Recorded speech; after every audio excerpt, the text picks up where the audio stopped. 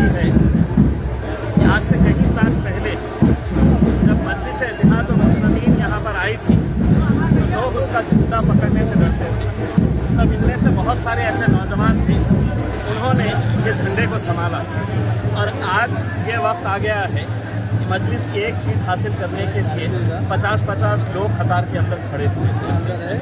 यकीनन मैं भी समझ सकता हूँ कि बहुत सारे लोग नाराज़ होंगे और मैं उनसे सबसे पहले तो मजलिस इत्तेहादुल मुस्लिमीन के महाराष्ट्र के सदर की हैसियत से वो तमाम उम्मीदवारों से मैं माज़रत चाहता हूँ, मैं उनसे माफ़ी चाहता हूँ और मैं ये उम्मीद करता हूँ कि हमने जो भी फैसला किए हैं वो मजलिस के हित में किए हैं, मजलिस की भलाई के लिए हमने किए हैं। यकीनन जब 50 लोग रहेंगे और किसी एक उम्मीदवार को अगर देना है, बाकी उम्मीदवार किसी भी लिहाज से कम थे ऐसा नहीं है, वो भी उतने ही काबिल थे, लेकिन बहुत सारे वजूहात को सोचते समझते हुए हमने ये फैसला लिया है।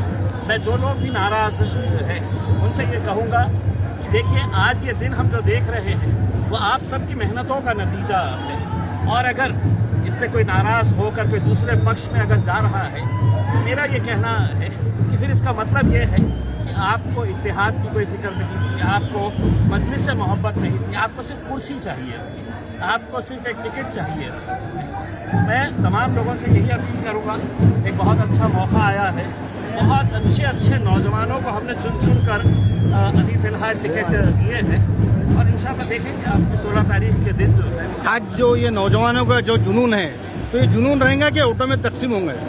इंशाल्लाह मजलिस महाराष्ट्र में सबसे बड़ी ताकत अगर कहीं पर बनी है तो वो औरंगाबाद के अंदर बनी है। यहीं के औरंगाबाद की आवाम ने पूरे हिंदुस्तान के अंदर एक पैगाम दिया कि इत्तेहाद में अगर हम रहेंगे तो हमारी कैसी ताकत बन सकती है।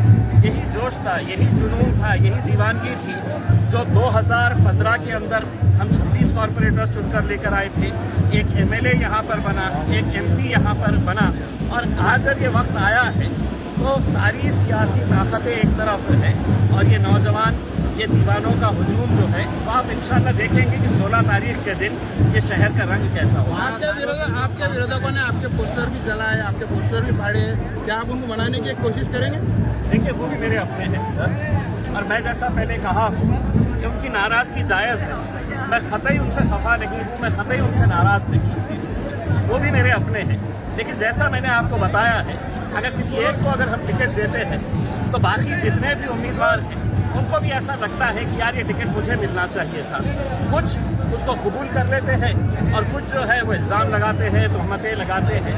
लेकिन मैं इतना कहना चाहूँगा, जब तक मेरे क़ायद बैरिस्टर असदुद्दीन अवैसी साहब का यकीन और भरोसा मेरे ऊपर है तो तब तक मैं मजलिस को मजबूत करने के लिए हर कोशिश करता रहूँगा और मेरे साथ ये जितने भी जियाले हैं, ये जितने भी नौजवान हैं, इंशाल्लाह मजलिस को आगे लेकर जाएंगे। उनका कहना है क्या एमआईएम का विरोध नहीं है, इम्तियाज जलील का विरोध है?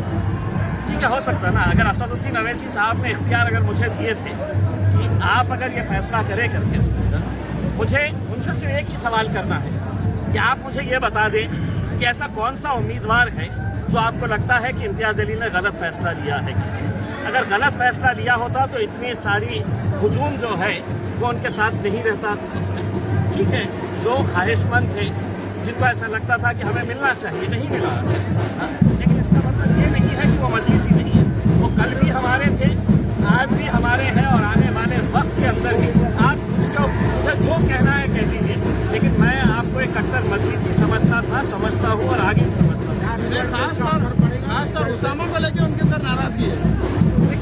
देखिए नौजवान लड़के हैं, पार्टी के साथ जुड़े हैं। अगर एक नौजवान आया है तो हमारे पास हाजी शेरू जैसे बुजुर्ग भी आज जुड़े हुए हैं। मेरे हिसाब से आप मजलिस को अगर हमें आगे लेकर जाने का है तो हम सब साथ में मिलकर आएंगे तो ही हम एक ताकत बनेंगे। तो नाराज़गी है, थोड़े वक्त के लिए है, इंशाल्लाह हम जाएंगे, बनाएंगे और किसी भी अगर जैसा किसी को लगता है कि मेरी तरफ से कुछ नाइंसाफ़ी हुई है तो मैं आज से तहे दिल से मैं सर झुकाकर आप लोगों से माज़रत चाहता हूँ, माफ़ी चाहता हूँ। लेकिन हम इस इत्तेहाद को तोड़ेंगे नहीं, बस मेरी यही छोटी छोटी बातें होती हैं सियासत के अंदर। अनुशासन भी हमारे अपने हैं और बस इसकी एक बहुत बड़ी ताकत है। वो एक नौजवान है, मुंबई के अंदर हमारा एक बहुत अच्छा अच्छा चेहरा था। इसी वजूहत की वजह